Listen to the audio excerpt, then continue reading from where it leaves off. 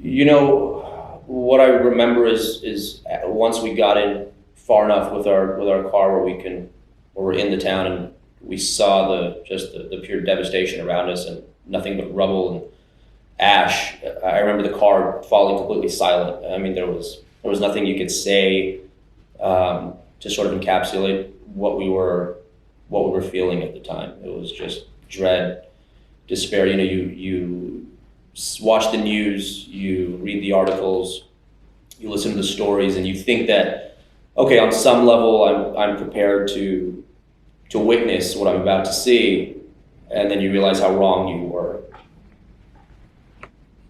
It was bittersweet in the sense that there was an uplifting aspect of it, which was seeing how this town really came together at a time like that.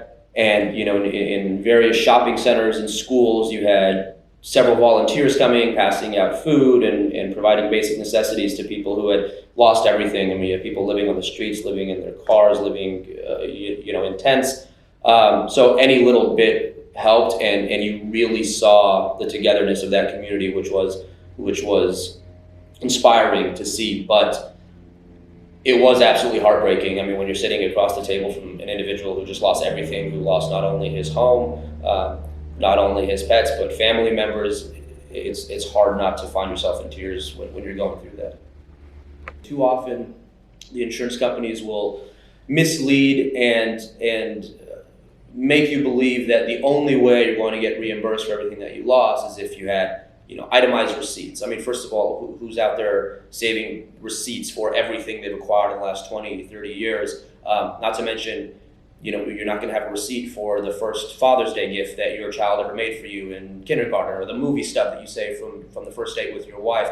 That stuff aside, for the things that they're asking for receipts for, one thing that I did was when I got home back from being up there in paradise was I went through my home and I just did a walkthrough. I just pulled out my phone, turned on the video, and walked through the home, opened every drawer, opened the closets, and that's a great way to be able to prove what it was that you did have in your home.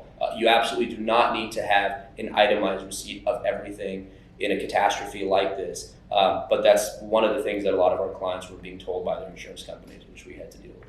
No one who's representing the client in this case can tell you that they're going to make their client whole. It's impossible. Aside from material possessions, you're talking about memories, not just in and around your home, but your entire city. It's absolutely impossible, and I wish that were not the truth. But all we can do is try to get them the most compensation that we can, make sure they're getting what they're entitled from the insurance companies, and then trying to get as much as we can for them from PG&E in this case.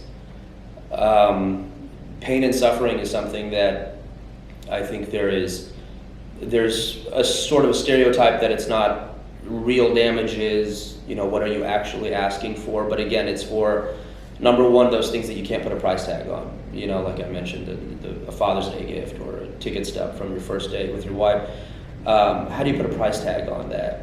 How do you put a price tag, more importantly, on escaping death, on driving through, hellfire? That trauma is with you forever. Can we make them whole? No, but we're sure as hell gonna try.